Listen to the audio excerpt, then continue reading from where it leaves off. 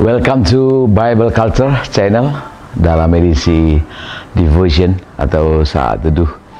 Nah, saya saat teduh akhir-akhir ini bersyukur sekali kepada Tuhan, bukan karena corona, tapi bersyukurnya karena saya melihat bahwa kekristenan semakin terbuka satu dengan yang lain, ruang-ruang terhadap perbedaan pendapat semakin terbuka, dan bagi saya itu hal positif karena dengan kita memperlihatkan sudut pandang yang berbeda, saya pikir jemaat Tuhan pun akan semakin sehat pikirannya, akan semakin kuat imannya, akan semakin bijak, akan semakin berhikmat. Kalau misalnya ada 1, 2, 3 orang yang misalnya tidak setuju atau sebagainya, ya itu selalu itu hal yang biasa bagi saya. Nah, yang kedua adalah dalam saat teduh yang saya pikirkan sekarang adalah bahwa yang repot adalah ketika ada orang yang menolak prinsip-prinsip.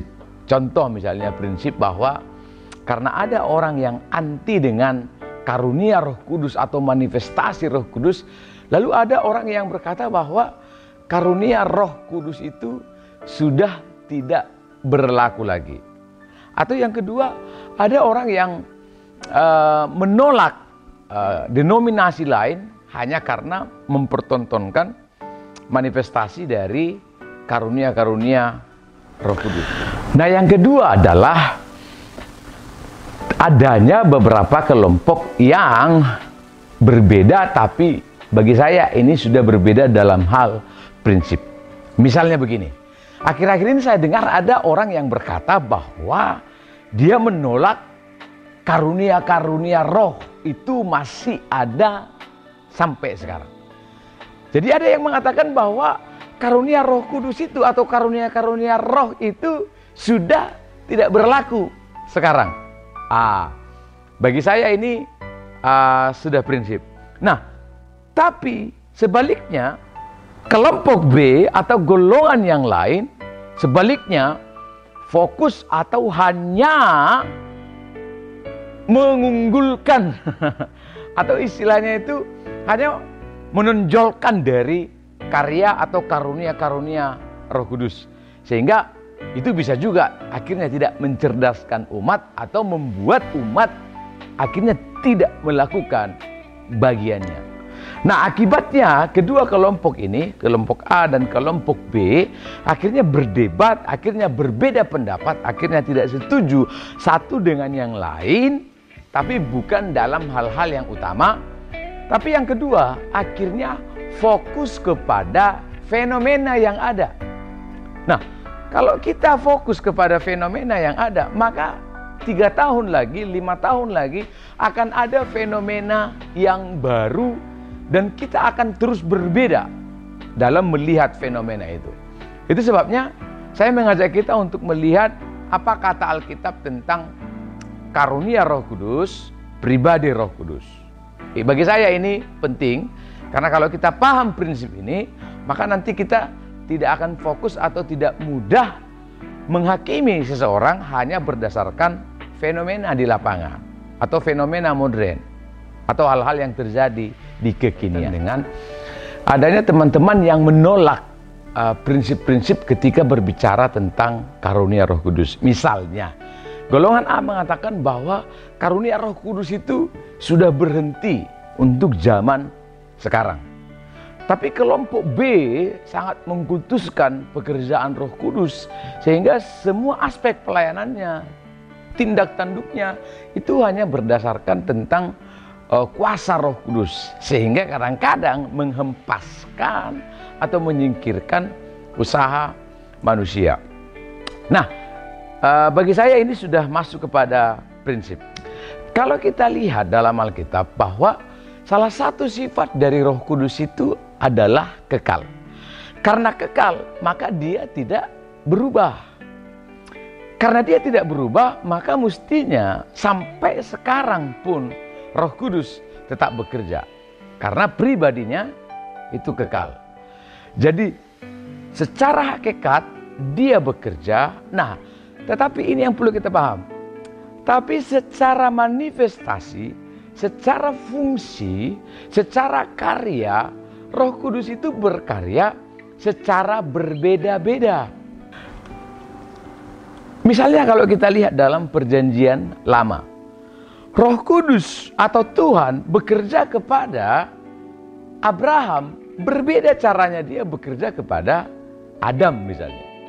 Atau misalnya Tuhan ketika memanggil Abraham, berbeda cara penyampaiannya. Bisa dengan penglihatan, tapi ketika berbicara kepada Samuel, bisa secara audible. Ketika berbicara kepada Nuh, bisa dengan cara yang lain.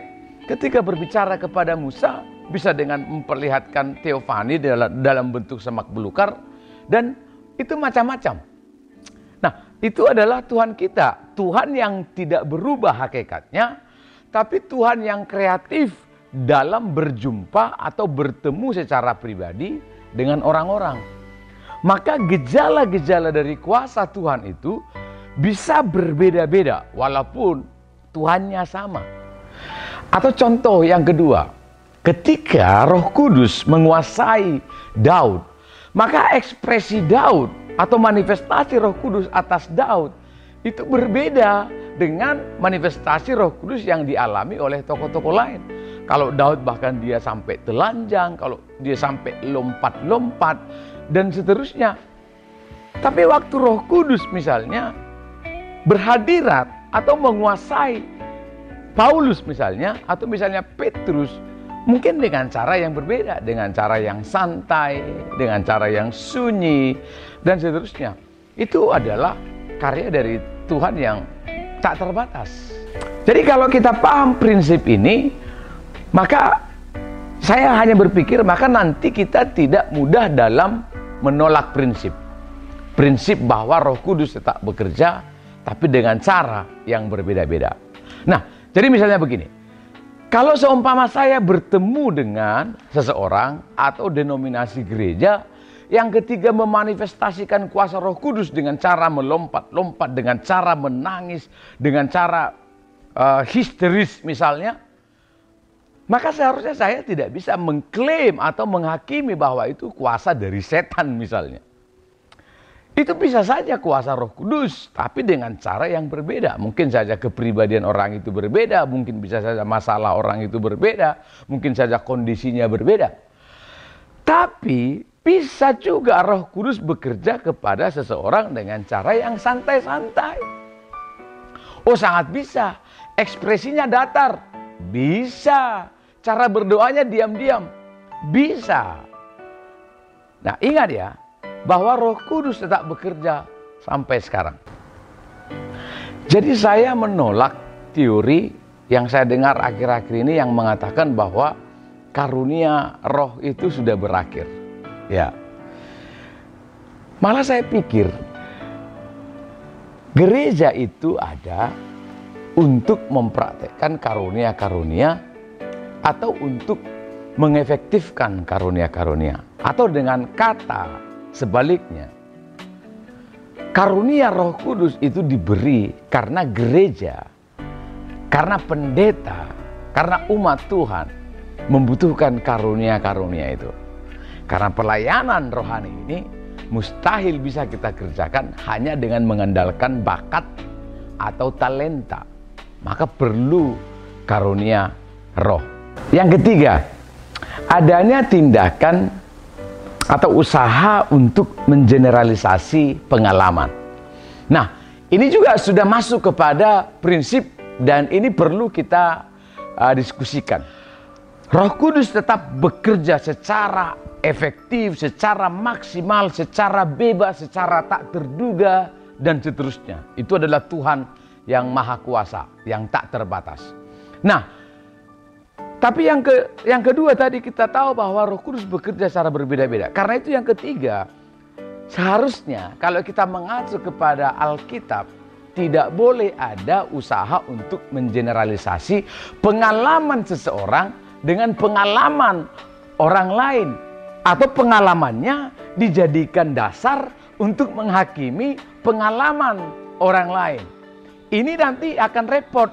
Kalau begini, nanti konflik kita atau perbedaan kita itu tidak habis-habis. Dan perbedaannya itu bukan membangun, tapi akhirnya hanya saling menghakimi. Nah, jadi misalnya begini, pengalaman saya ditolong oleh Tuhan bisa saja berbeda dengan pengalaman orang lain ditolong oleh Tuhan. Sama-sama Tuhan yang menolong. Jadi ada misalnya seseorang yang ketika membaca Alkitab, misalnya tembok Yeriko yang diruntuhkan oleh Yosua dengan cara mengelilingi, oke? Lalu dia membaca teks ini dan dia merasa mendapatkan rema. Lalu kemudian waktu anaknya sakit, kemudian dia memproklamasikan imannya dengan cara seperti Yosua memproklamasikan iman. Ya, kemudian dia mengelilingi rumahnya 13 kali seperti Yosua mengelilingi tembok Yeriko. Kemudian anaknya ini sembuh misalnya. Pertanyaan saya, apakah pengalaman orang ini sakit dengan cara mengelilingi rumah boleh atau harus dipaksakan terhadap orang lain? Jadi misalnya dia ketemu dengan orang lain yang sakit, kemudian dia berkata, kamu harus mengelilingi rumahmu 13 kali karena saya pernah begitu. Anak saya sakit, lalu saya kelilingi rumah kami 13 kali dan akhirnya anak saya sembuh. Nah, kalau itu yang dilakukan, maka bisa repot. Misalnya orang itu akhirnya mengelilingi rumahnya 13 kali dan anaknya tidak sembuh. Maka yang terjadi adalah penghakiman. Oh, karena waktu kamu mengelilingi rumahmu, kamu tidak beriman atau kamu kurang besar imannya. Nah, ini repot sekali. Atau misalnya ada pengalaman yang saya pernah dengar. Seseorang ketika memberikan persembahan buah sulung, waktu dia memberikan persembahan buah sulung itu, dia berdoa supaya mamanya yang sedang kanker itu disembuhkan oleh Tuhan. Dan betul, waktu dia memberikan persembahan buah sulung, ibunya itu sembuh. Pertanyaan saya adalah, apakah pengalaman ini harus juga dialami oleh orang lain? Tidak, karena pengalaman orang berbeda-beda.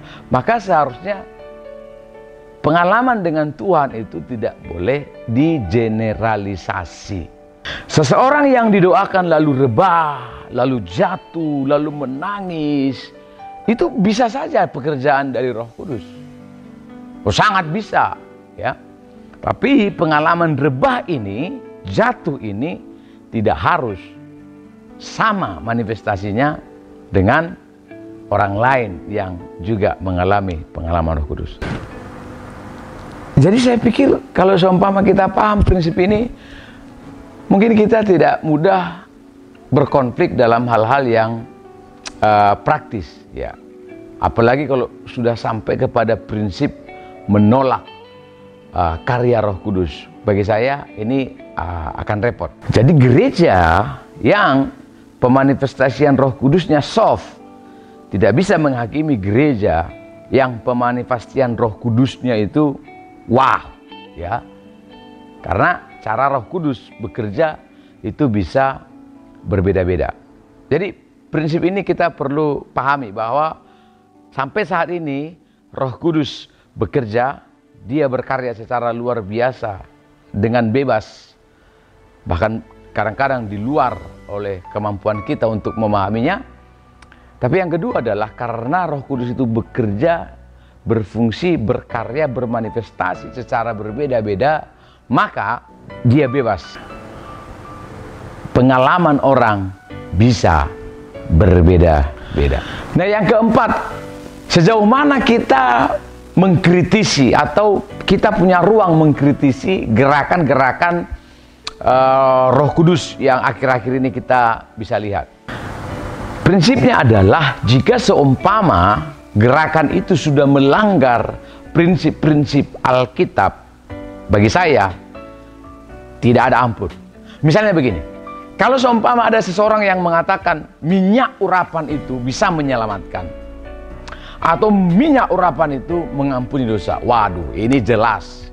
Ini adalah gerakan yang sudah jelas melanggar prinsip-prinsip Alkitab. Jadi kita mesti berhikmat, ya. Di titik mana kita bisa menolak seseorang, atau di titik mana kita bisa melihat bahwa ini hanyalah movement atau gerakan, atau ini hanyalah pengalaman seseorang bertemu dengan Tuhan, atau pengalaman seseorang mengalami kuasa dari Tuhan. Ya jelas, kalau dia melanggar prinsip, kita harus berdiskusi secara prinsip. Tapi kalau dia bermanifestasi kuasa Roh Kudus dengan cara yang berbeda, dengan kondisi atau konteks yang berbeda, saya pikir kita tidak bisa langsung menghakimi itu sebuah kesesatan. Kenapa? Karena pengalaman seseorang bertemu dengan Tuhan, pengalaman seseorang dipanggil oleh Tuhan, pengalaman seseorang mengalami kuasa Tuhan itu berbeda-beda. Dan karena itu praktek atau proklamasi iman seseorang pasti juga berbeda-beda. Kenapa? Karena pengalamannya dengan Tuhan berbeda-beda. Sekian dari Bible Culture Study. God bless you.